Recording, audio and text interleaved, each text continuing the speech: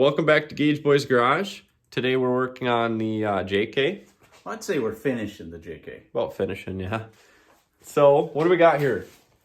We have a NextVentureMotorsports Frame chop bumper for the JL, and we put it on our 2013 JKU.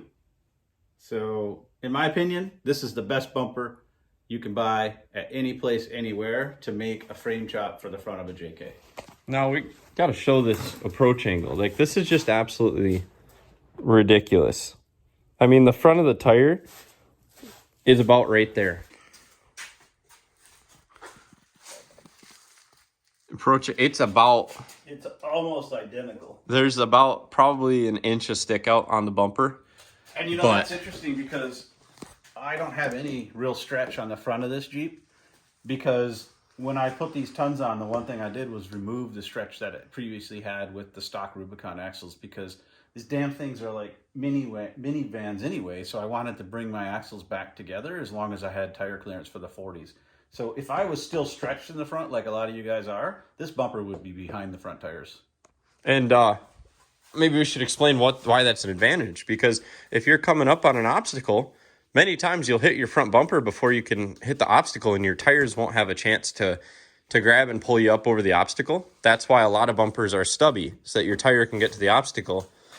But this allows, you could basically have a ledge, you know, right across the front of your Jeep, and your tires will have the opportunity to grab. Yeah, I mean, you think about it, any ledge less than 30 inches tall, this is coming, and then the tires are going to connect. Yeah, and especially if the ledge has any ramp to it at all, you'll get up. So the difference between this and a stubby bumper is this much frame is missing off the front of it now to make this all work. Every other bumper on the market, you have to leave this section of frame. And here, put this up here real quick. Well, this would stick. Yeah, this would have been basically here. So your factory bumpers are that much farther forward. And you can see that compared to the tire. That's right. A lot. And then a lot of factory bumpers come out from this horn, you know, and stick out to make room for the winch, you know, where, you know, the bumper is basically a quarter inch past the horn and the winch is tucked directly inside there. It's a really, really nice design, and I think it looks absolutely trick on the front of this Jeep. Oh, I love it. Looks just awesome. So we pulled the grill off for you guys so that you can see some of the modifications we had to make to the Jeep to make this bumper fit right on with a 12,000 pound winch, right? 10,000 pound. 10,000? Yeah, this is a Smitty built Gen 3 H2O 10K with 92 feet of synthetic rope on it. So this is by no means a small winch. This is a big boy. Yeah. It's a 7 horsepower winch. I didn't need this winch. I planned to buy a smaller, lighter weight one. But for whatever reason, these guys at Smitty Built come up with this cool remote that's completely wireless. And I just had to have it. I had to have this winch. This is a stupid decision. But the cool part is it all fits. All right, so let's talk about what we had to do. Yeah, so when you buy the kit from Next Venture Motorsports, it comes with these new frame horns. And the frame horns actually come back on the frame right here. And there are 2 new holes for your sway bar to mount, aftermarket sway bar, because this factory won't work here. But what I did is I lined these 2 holes up with exactly where they were in the factory frame. And that's how I measured forward in order to know where to cut. Now, I think this might be one of the differences in the JL and the JK, is I'm not sure that those are in the exact same spot. Because when you look at what I cut from the frame, I actually ended up cutting 5.5 inches off the frame, where on the website, when you look at this kit, it says 5 inches. I think if I would have paid less attention to the factory sway bar holes, I would have probably cut a little less. And if I cut less, this winch would have fit without any modifications to the mounting of my radiator.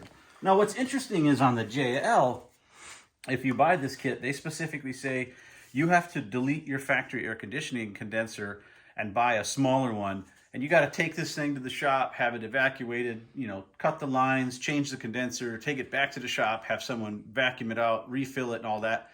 I'm not into all that, but I did want my air. So what we did is we actually went in the shop and we built radiator spacers on our 3D printer. So what I did is I moved the radiator up 1/2 inch and I moved the bottom of the radiator in 1 inch. And that gives me plenty of clearance for this winch. Like I have enough room to put my whole hand between the radiator now and the winch.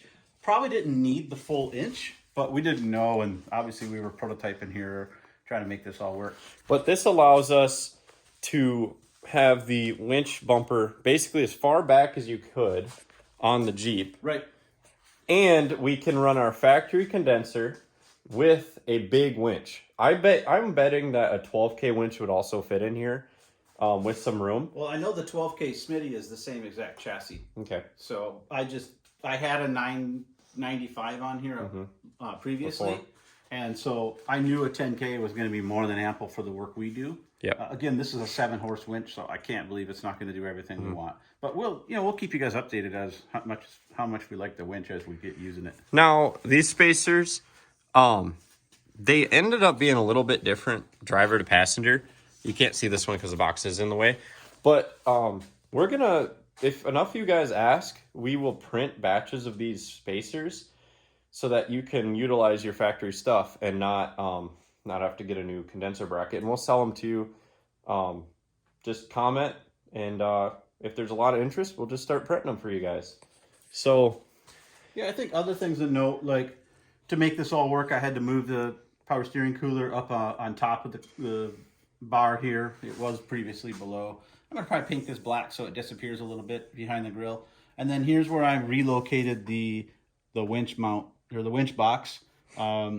It did require me to build new cables, which was no big deal. I just took a piece of line we already had and crimped some new ends on and put them up here. It's still got the on-off here, which you can just reach by sliding your hand right through the slot. If I needed to plug the remote in, I can still get to the remote.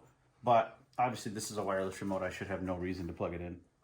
we priced out doing the condenser and getting it recharged and everything, and it's going to cost almost as much as the bumper costs. Yeah, for sure. So by just printing these 3D printed parts, we moved the radiator up and back a little bit. It completely avoided that whole shit, you know? Well, and the benefit is we needed an excuse to buy a new 3D printer.